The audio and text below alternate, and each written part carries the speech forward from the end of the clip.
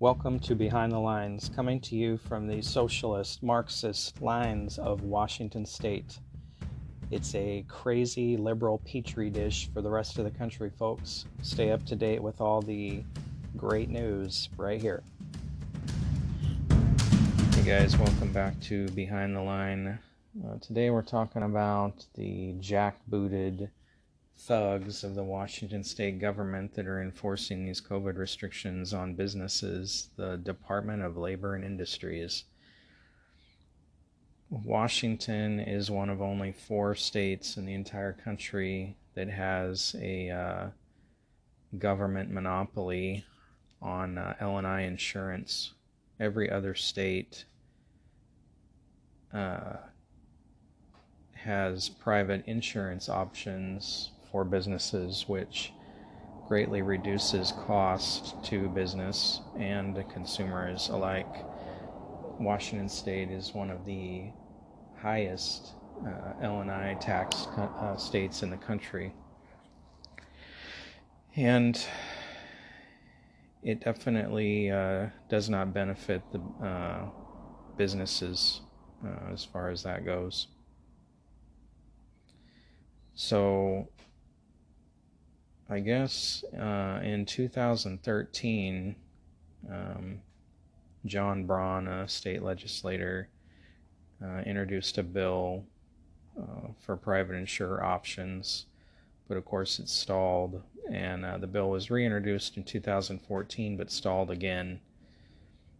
And I guess it's been talked about by a couple other senators, Michael Baumgardner. He's talked about bringing it up, but of course plenty of opposition with state Democrats.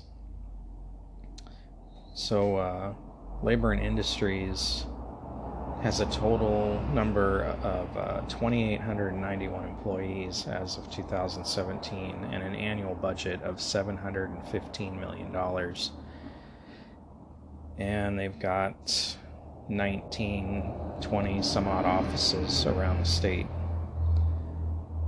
I think with the way things are now with COVID and the state's going to be running low on funds, I think they should consider closing LNI and mostly closing it, and then I could see maybe keeping a small number of people on for investigations and that sort of thing, but the state would stand to save a lot of money, and they could also help businesses that are struggling right now reduce costs for industrial insurance. Not to mention private companies that ran insurance, the claims would get processed much faster and handled much more efficiently than they are with the state, where it often takes a long time and claims get hung up.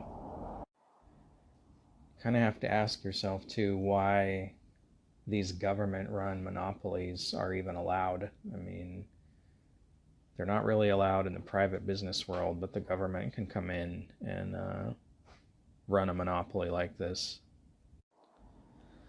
So Labor and Industries is out, spying on these businesses and fielding complaints from citizens who are complaining about businesses that aren't enforcing mask policies and that sort of thing. And I just want to point out how unfair their investigation practices can be. You've got these little businesses, little coffee shops that have, very few employees being fined up to $10,000 for mask violations. And then you've got a government agency like King County Metro, which LNI investigated a complaint that they were not cleaning their buses properly and during this COVID thing, and we're not enforcing restrictions like they were supposed to be. LNI investigated and fined them $2,700. Now, how is that fair that a government entity gets a $2,700 fine, which to an agency like Metro is nothing. And then these little tiny businesses get $10,000 fines slapped on them. You have to ask yourself why they're running their business like that. Why are these investigations not done in a fair and equal manner?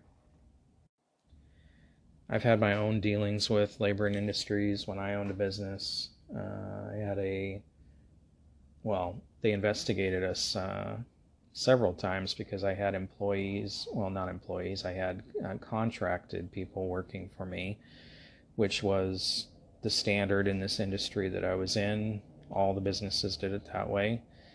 And for whatever reason, they chose to investigate me 3 or 4 times for having contracted workers, trying to find a reason why they should be considered employees and I should be paying taxes on them. Of course, that never worked out to their benefit, but cost me time and money every time, and stress.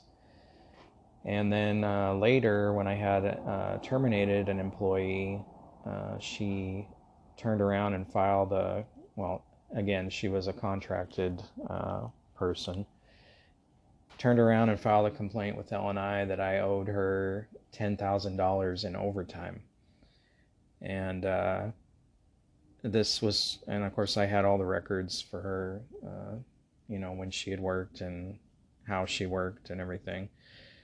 And so when this went to their little trial or hearing or whatever it was found, to be invalid, dismissed.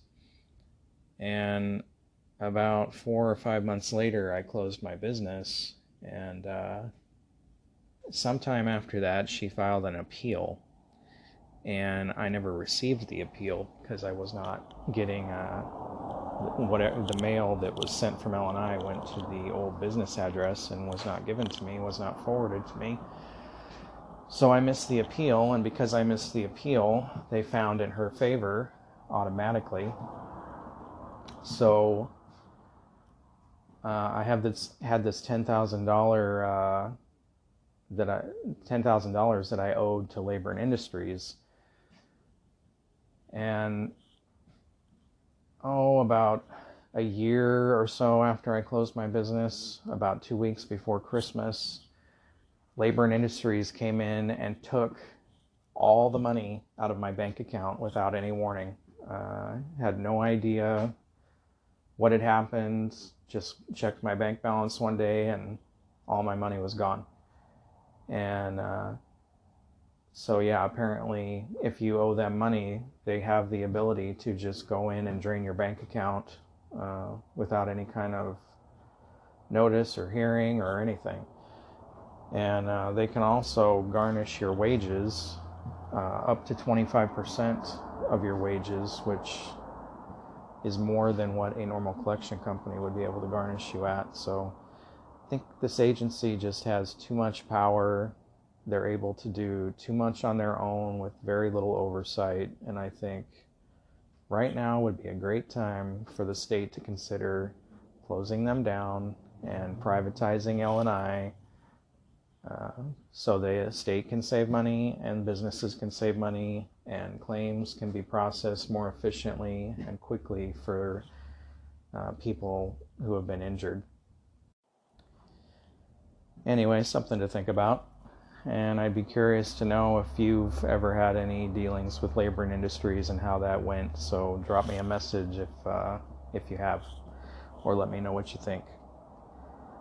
All right, guys, have a great day today. Be safe.